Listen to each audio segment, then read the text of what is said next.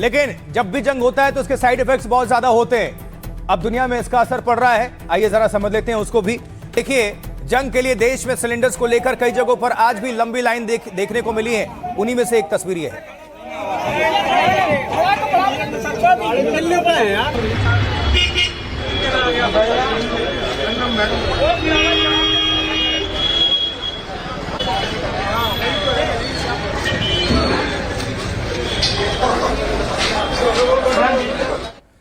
विपक्ष ने सिलेंडर के मुद्दे को लपक लिया है। कांग्रेस ने तमिलनाडु में इसको लेकर विरोध प्रदर्शन भी किया है। ये तस्वीर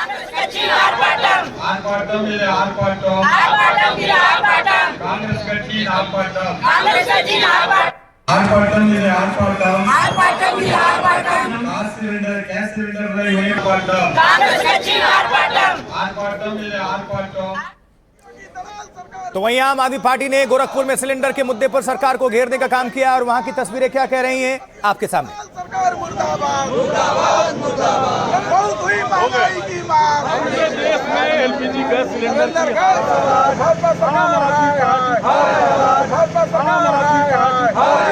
की दलाल सरकार मुर्दाबाद, मुर्दाबाद, मुर्दाबाद। लेकिन इस बीच भारत के लिए एक अच्छी खबर आई है। वो कौन सी गुड न्यूज है, क्योंकि इससे सब प्रभावित हैं। आइए आपको बता देते हैं। अच्छी खबर यह है कि नंदा देवी जहाज हॉर्मुज से भारत के लिए रवाना हो चुकी है। ये देखिए तस्वीर।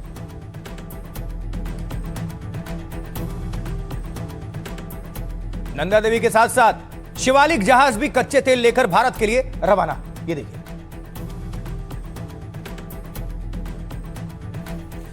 तो जंग के बीच हिंदुस्तान का दम हमें कैसे देखने को मिल रहा है, भारत की जो डिप्लोमेसी है वो दुनिया में क्यों शक्तिशाली है और इसको माना जा रहा है, समझिए। हॉर्मुज स्ट्रेट से भारत ने अपने 2 जहाज सुरक्षित निकाल लिए हैं। बड़ी बात है, तिरंगा लगे जिन भारतीय जहाजों ने हॉर्मुज स्ट्रेट पार किया है उनमें एक का नाम शिवालिक है और दूसरे का नाम नंदा देवी है। ये जहाज सरकारी company shipping corporation of India के हैं। इन दोनों ही जहाजों पर भारत का तिरंगा शान से लहराता हुआ आगे बढ़ रहा है। शिवालिक जहाज करीब 40,000 मीट्रिक टन गैस लेकर अपने साथ आ रहा है और शिवालिक जहाज ने शुक्रवार रात को ही हॉर्मुज स्ट्रेट पार कर लिया था। जाहिर है इसका सुरक्षित निकलना भारत के लिए बहुत बड़ी बात है, अहम है काफी। इससे गैस और तेल की सप्लाई में हो रही कमी को पूरा किया जाएगा और शिवालिक 16 मार्च तक गुजरात के मुद्रा बंदरगाह पर पहुंच जाएगा, जबकि नंदा देवी जहाज 17 मार्च को गुजरात के कांडला आ सकता है। और भारत ने हॉर्मुज से अपने जहाज निकाले तो दूसरे लोग भी पीछे पड़ गए, दबाव बनाएंगे ही। दावा हॉर्मुज को लेकर ईरान से फ्रांस, इटली बात करने में लग गए। फाइनेंशियल टाइम्स की एक रिपोर्ट में यह दावा किया गया है। फ्रांस, इटली चाहते हैं कि उनके जहाज भी हॉर्मुज से बिना खतरे के गुजरें और इसलिए इस बारे में ईरान से समझौता करने की कोशिश हो रही है। यूरोपीय देश चाहते हैं कि मिडिल ईस्ट से तेल गैस सप्लाई ठीक रहे, दुरुस्त रहे। वही खबर है कि फ्रांस एक अंतर्राष्ट्रीय ग्रुप बनाने की कोशिश में लगा हुआ है ताकि हालात सामान्य होने पर तेल गैस के जहाज सुरक्षित आ सके, जा सकें। इसी बीच अमेरिकी राष्ट्रपति ट्रंप ने दावा किया है और अमेरिका एशिया प्रशांत को एनर्जी सप्लाई कर सकता है, ये कह रहे हैं ट्रंप। वैश्विक तेल गैस संकट के बीच भारत ने तो रास्ता बना लिया है, क्योंकि भारत के ईरान से अच्छे रिश्ते हैं, इसलिए हॉर्मुज से टैंकर आ रहे हैं। तो बड़ी बात। अब कैसे प्रधानमंत्री नरेंद्र मोदी ने भारत के जहाज निकाले, इस पर क्या कह रहे हैं जलमार्ग मंत्रालय के विदेश सचिव, सुनिए। आज अर्ली मॉर्निंग, देर रात में early morning straight of Hormuz cross किया सेफली और ये भारतवर्ष की तरफ बढ़ रहे हैं। इनमें करीब 92,700 मीट्रिक टन एलपीजी है और इनका अराइवल पोर्ट मुंद्रा और कांडला होगा और इनकी एक्सपेक्टेड अराइवल डेट्स 16 मार्च और 17 मार्च होंगी क्रमानुसार। कई एक सारे हमारे जहाज खाड़ी के क्षेत्र में अभी मौजूद हैं और सेक्रेटरी साहब ने बताया कि करीब 22 जहाज, दो तो भारत की तरफ चल चुका है, 22 वहाँ जहाज हैं। हमारे तरफ से ये भरपूर कोशिश है कि जो भी वहाँ सरकारें हैं उनसे हम लगातार बातचीत करते रहेंगे ताकि जो हमारे जहाज है वहाँ पर उनका पारगमन हो सके, सुरक्षित रूप से पारगमन हो सके, ताकि हमारी अपनी जो ऊर्जा सुरक्षा है उसको मजबूती मिले, उसको बल मिले। मैं एक बार ये भी दोहराना चाहूँगा कि हमारे लिए हमारे उपभोक्ताओं का हित सर्वोपरि है और इसके लिए हम काम करते रहेंगे। हमारे 25 वो टैंकर जिनके अंदर गैस थी शायद, उनमें से 3 को अलाउ कर दिया गया है, जबकि बाकी कितने सैकड़ों जहाज जो है वो फंसे पड़े हैं पर्शियन गल्फ में भी और गल्फ ऑफ ओमान में भी। हिंदुस्तान की ताकत को पूरी दुनिया में एस्टेब्लिश भी करता है कि this is the country with distinction, जिसके अपोजिट पार्टीज के साथ में भी फ्रेंडली रिलेशंस हैं। चलिए बढ़ते हैं आगे। देखिए अब देश भर में हर जगह से तस्वीरें भी सामने आ रही हैं, उसको भी रख देते हैं। अब आपको हम तस्वीर जो दिखाने जा रहे हैं वो केरल से होगी, क्योंकि देश में सिलेंडर को लेकर तिरुवनंतपुरम में भी लोगों ने प्रदर्शन किया है। आपके सामने तस्वीर।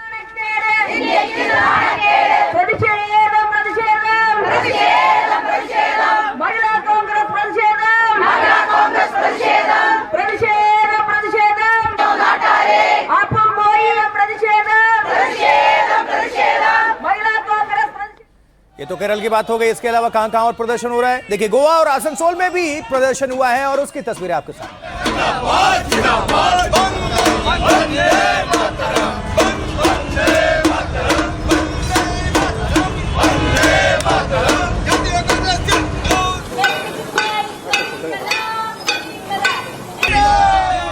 इसको ये भी समझ सकते हैं कि आपदा में अवसर कैसे तलाशा जाता है, विपक्ष ने भी तलाशा है, क्योंकि ये देखिए एक तो संकट है, लेकिन इस बीच विरोध प्रदर्शन भी काफी हो रहा है, दबाव बनाया जा रहा है, सरकार को घेरा जा रहा है। सिलेंडर को लेकर अफरा तफरी के बीच गैस चोरी की तस्वीरें भी सामने आ रही है। ये देखिए भाई साहब। इस्माइल तो एक काम कर रहे हो ना बैठ के, है इस्माइल तो एक बजे और इस्माइल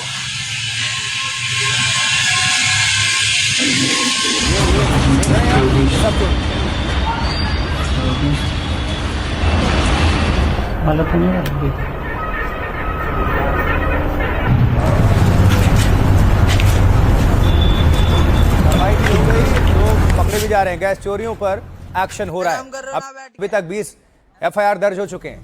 लेकिन 2 भारतीय जहाज के भारत रवाना होने से देश भर के लोग बेहद खुश हैं। रिएक्शंस क्या है, क्या उन लोगों की प्रतिक्रिया है, जरा सुनते हैं कुछ लोगों की प्रतिक्रियाएं आपके सामने रख रहे हैं।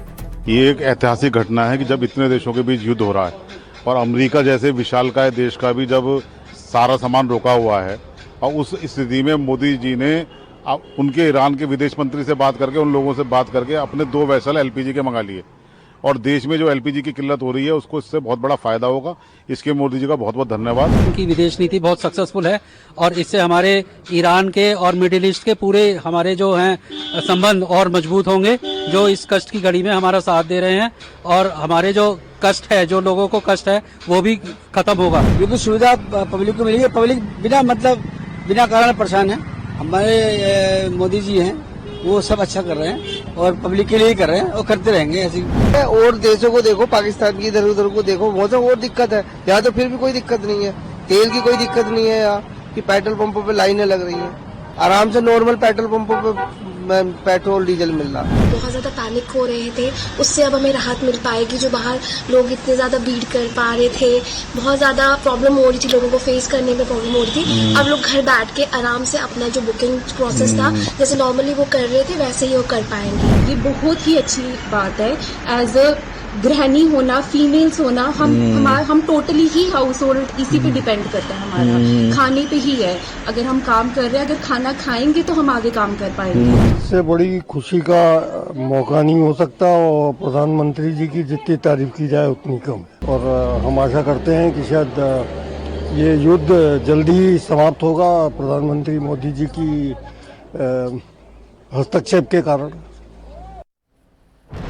ये आम लोग हैं जो खुश हैं और क्या कह रहे थे आपके सामने हमने रख दिया उन्हीं की जुबानी। अब ईरान सेना ने ड्रोन हमला किया है और उसी ड्रोन हमले की तस्वीर जारी कर दी है। ये देखिए।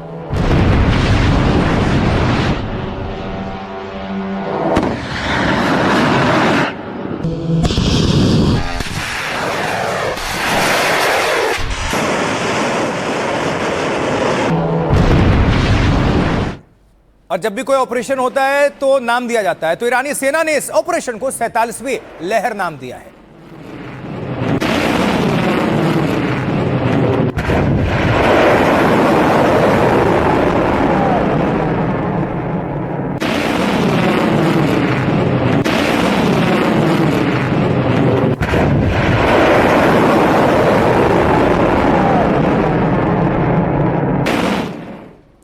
ये तो हमने बात ईरान की, लेकिन अब बात इजराइल की, क्योंकि इजराइल तो पीछे हटता ही नहीं, वो हट भी नहीं रहा। वो तो कह रहा है, इजराइल ने जो ईरान के इस्फहान पर जोरदार अटैक किया है उसकी तस्वीरें आपको दिखा देते हैं। देखिए,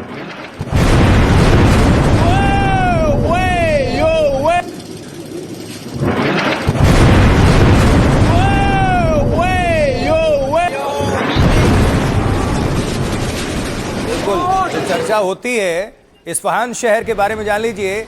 यही इस्फहान शहर है जहां पर परमाणु ठिकाने की भी आशंका जाहिर की जाती है।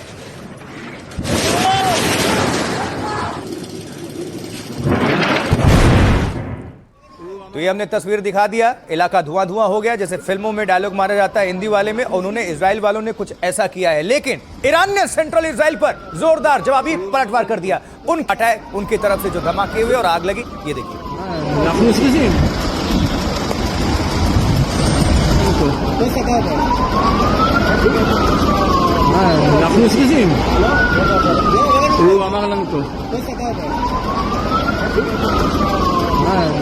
अब युद्ध होता है तो उसका सब पर असर पड़ता है, पर्यटन पर भी। पर्यटन भी काफी नुकसान झेल रहा है, पर्यटक भी परेशान है। कैसे? डेटा क्या कहते हैं, ये देखिए। World travel and tourism council यानी कि WTTC का एक अनुमान, ईरान युद्ध के कारण दुनिया भर में पर्यटन क्षेत्र पर असर भारी पड़ा है। इस सेक्टर को रोजाना करीब 5,500 करोड़ रुपए का नुकसान उठाना पड़ रहा है। हालांकि एक्सपर्ट्स मानते हैं कि भारत के लिए यहां संभावनाएं हैं, सुरक्षित है, क्योंकि बहुत सारे टूरिस्ट घरेलू स्थानों को तरजीह दे रहे हैं। वो कोच्चि, पूरी, अंडमान जैसे जगहों पर जाने पर विचार कर रहे हैं। कुछ दिनों में यहां की पूछताछ में करीब 200% की बढ़ोतरी देखी गई है। ट्रैवल इंडस्ट्री से जुड़े एक्सपर्ट्स इसे भारत के लिए अच्छा मान रहे हैं। उनका मानना है कि 2026 भारतीय पर्यटन के लिए बेहद मजबूत होगा, क्योंकि अभी खाड़ी देश जाने वाले लगभग सब कैंसिल करवा रहे हैं, क्योंकि डर रहे हैं। कुछ दावों के मुताबिक भारत से बाहर जाने वाले करीब आधे यात्री UAE, सऊदी अरब, कतर और ओमान जैसे देशों में जाते हैं। इनमें से करीब 40% भारतीय घूमने के लिए जाते हैं। अब इनमें से ज्यादातर लोग या तो भारतीय लोकेशंस पर जाएंगे या फिर थाईलैंड, मलेशिया और जापान के लिए पूछताछ वो कर रहे हैं, ताकि युद्ध से जो जगह प्रभावित नहीं है वहां की यात्रा वो कर सकें। यह भी एक रिपोर्ट है। लेकिन इस बीच रूस के राष्ट्रपति व्लादिमीर पुतिन ने क्या कुछ कहा है, आपको सुनवाते हैं, सुनिए उनको। रूस ने कई बार इस तरह की चेतावनी दी है कि मिडिल ईस्ट में किसी भी तरह का तनाव और उथल पुथल की कोशिश पूरी दुनिया के एनर्जी सिस्टम को प्रभावित करेगी। इससे दुनिया की अर्थव्यवस्था पर असर पड़ना तय है। तो ये पर्यटन पर कितना असर पड़ा ये भी आपको हम बता रहे हैं, लेकिन भारत के लिए किस तरह से संभावनाएं हैं ये तो अच्छी बात है। ईरान के समर्थन में यमन में भी जोरदार प्रदर्शन हो गया है अब वहां से, क्योंकि इजराइल अमेरिका का यहां पर विरोध जताया गया। देखिए,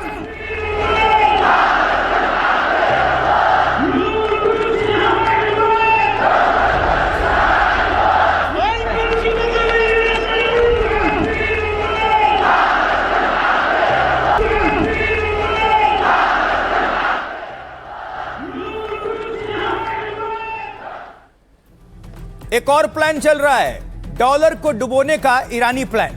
ये क्या है समझिए। जंग के बीच ईरान अमेरिका को नया झटका देने में लगा हुआ है।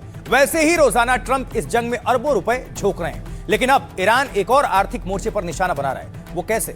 दावा है कि ईरान होर्मुज स्ट्रेट को कुछ हद खोलने को राजी है, लेकिन इसके लिए ईरान ने दुनिया के सामने बड़ी शर्त रख दी है। अमेरिकी मीडिया की रिपोर्ट के मुताबिक ईरान की शर्त है कि ईरान कुछ ऑयल टैंकर्स को होर्मुज स्ट्रेट से गुजरने दे सकता है, लेकिन इसके लिए तेल का सौदा चीनी करेंसी में करना होगा। यानी ईरान चाहता है कि डॉलर नहीं, युआन में तेल सौदा हो।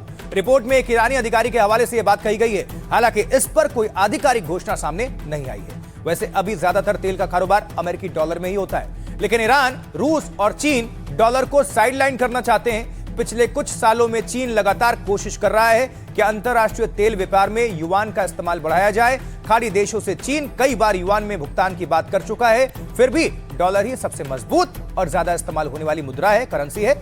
लेकिन ईरान भी अपने दोस्त चीन की करेंसी को बढ़ावा देना चाहता है, क्योंकि चीन ईरान का करीब 80% से ज्यादा तेल खरीदता है, आयात करता है।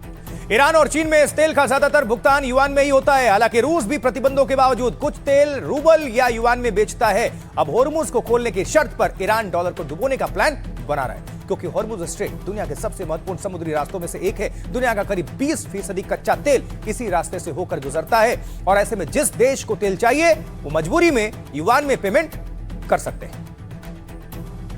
ईरान अमेरिका की जंग पर ईरान में IRGC के पूर्व कमांडर इन चीफ का क्या कुछ कहना है, यह भी सुनवाते हैं आपको। युद्ध का अंत ईरान के हाथ में है और इसके लिए हमारी कुछ शर्तें हैं। अमेरिका से ईरान को हुए सभी नुकसान की भरपाई की जाए, हमें भविष्य के लिए 100% सुरक्षा की गारंटी दी जाए, अमेरिका फारस की खाड़ी से अपनी सैन्य मौजूदगी वापस ले। शहबाज शरीफ की क्या सऊदी अरब में पेशी हुई है, इसको लेकर क्या जानकारी है? अब जंग के बीच पाकिस्तानी पीएम शहबाज शरीफ सऊदी अरब पहुंचे। उन्होंने सऊदी क्राउन प्रिंस मोहम्मद बिन सलमान से मुलाकात की। रिपोर्ट्स की माने तो सऊदी अरब पाकिस्तान से नाराज चल रहा है। 2 दिनों पहले पाकिस्तान ने ईरान के सुप्रीम लीडर को बधाई दी थी। पाकिस्तान ने मुस्तफा खामनेई को नई जिम्मेदारी संभालने की बधाई दी। साथ ही शहबाज शरीफ ने मुस्तफा के अच्छे सेहत की कामना की। दावा है कि सऊदी इससे नाराज है, इसलिए शहबाज की पेशी हो गई। पिछले हफ्ते पाकिस्तान के सेना प्रमुख आसिम मुनीर भी सऊदी पहुंचे हुए थे। दावा है कि इन मुलाकातों से पाकिस्तान और ईरान के रिश्ते बिगड़ सकते हैं, क्योंकि ईरानी हमलों को रोकने के लिए सऊदी ने पाकिस्तान से मदद मांगी है। दरअसल पिछले साल सऊदी और पाकिस्तान में समझौता हुआ था और इसके तहत एक देश पर हमला दूसरे पर भी आक्रमण माना जाएगा। मतलब पाकिस्तान पर अटैक होता है तो सऊदी पर भी, और सऊदी पर होता है तो पाकिस्तान पर भी। ईरान लगातार सऊदी अरब के अलग अलग जगहों पर बमबारी कर रहा है। ऐसे में सऊदी चाहता है कि समझौते के तहत पाकिस्तान उसके साथ आए, लेकिन पाकिस्तान इस वक्त किसी का भी खुलकर समर्थन नहीं कर पा रहा, या कह लीजिए हालत ही नहीं है। घर में आटे चावल दाने की दिक्कत है, क्या वो युद्ध में उतरेंगे? क्योंकि ईरान और सऊदी दोनों के साथ उनके संबंध तो अच्छे हैं, साथ ही अमेरिका के दबाव में वो खुलकर ट्रंप का विरोध भी नहीं कर पाएगा। हालांकि पाकिस्तान ने सऊदी को भरोसा दिलाया है कि वो उसके साथ खड़ा है।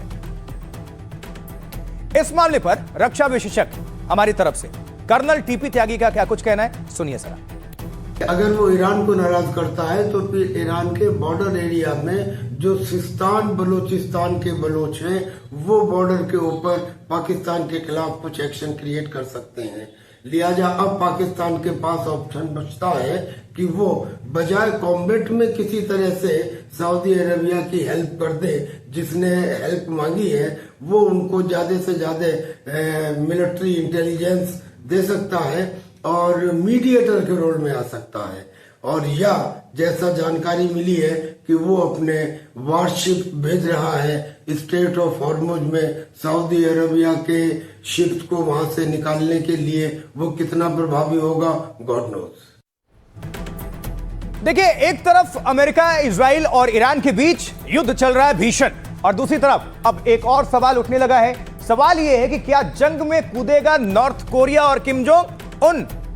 दक्षिण कोरिया ने दावा किया है कि नॉर्थ कोरिया ने बैक टू बैक 10 बैलिस्टिक मिसाइलें दाग दी हैं, और इसको लेकर जापान भी अलर्ट हो चुका है।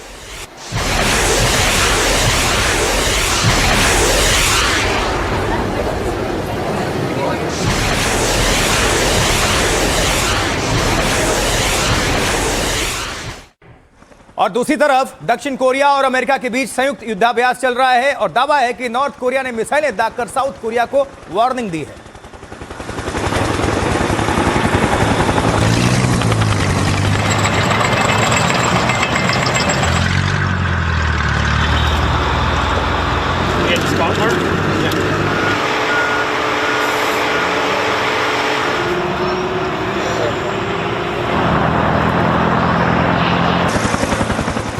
तो ऐसे में सवाल यह उठने लगा है कि क्या जंग का एक और मोर्चा, एक और फ्रंट खुलने जा रहा है? मिडिल ईस्ट में जंग के बीच दक्षिण कोरिया ने बड़ा दावा किया है। जी, अब इसको ऐसे समझिए कि दक्षिण कोरिया ने दावा किया है कि उत्तर कोरिया ने मिसाइलें दागी। दावा है कि उत्तर कोरिया ने लगभग 10 बैलिस्टिक मिसाइलें दागी। इसके अलावा जापान ने भी मिसाइलें दागे जाने की पुष्टि की है, और बताया कि मिसाइल उसके विशेष आर्थिक क्षेत्र के बाहर समुद्र में गिरी है, और इस वक्त दक्षिण कोरिया और अमेरिका का संयुक्त अभ्यास चल रहा है। ऐसे में दक्षिण कोरियाई सेना ने फिलहाल निगरानी बढ़ा दी है। अमेरिका और जापान के साथ भी जानकारी साझा की जा रही है। ये मिसाइलें तब दागी गई जब अमेरिका पहले ही, आपको बता दें, जंग में है, और दावा है कि दक्षिण कोरिया में अमेरिका का जो डिफेंस सिस्टम है उसे हटाकर युद्ध वाले देशों में शिफ्ट करने का काम भी किया जा रहा है। साथ साथ दक्षिण कोरिया के स्थानीय मीडिया रिपोर्ट्स में भी यह दावा किया गया है कि अमेरिका अपना THAAD डिफेंस सिस्टम वहां से हटा रहा है। हालांकि अमेरिका ने इस जानकारी की अभी तक पुष्टि नहीं की है। बता दें कि THAAD एक एंटी बैलिस्टिक मिसाइल सिस्टम है जो दुश्मन के मिसाइल्स और ड्रोन हमलों को हवा में ही मार गिराता है। एक THAAD सिस्टम की कीमत करीब 22,000 करोड़ रुपए है, जबकि THAAD का रडार सिस्टम 2700 करोड़ रुपए का होता है। यह दुनिया का सबसे महंगा और एडवांस डिफेंस सिस्टम है THAAD। अब जापान के रक्षा मंत्री इसको लेकर क्या रिएक्ट कर रहे हैं, क्या उनका कहना है, उनको भी सुनवाते हैं। 1時24分頃 1:24 के करीब उत्तर से बैलिस्टिक मिसाइल दागी गई। ये जापान के इकोनॉमिक जोन के बाहर गिरी। हम इसकी बाकी जानकारियां जुटा रहे हैं। जापान के पीएम ने इस मामले में पूरी जानकारी जुटाकर जांच करने के निर्देश दिए हैं। साथ ही अप्रत्याशित परिस्थितियों के लिए भी तैयार रहने को बोला है। अभी तक मुझे ऐसी कोई रिपोर्ट नहीं मिली है कि हमारे विमानों और जहाजों को कोई नुकसान हुआ हो। हम जानकारी जुटाने के लिए हर संभव प्रयास कर रहे हैं। 不測の事態に備え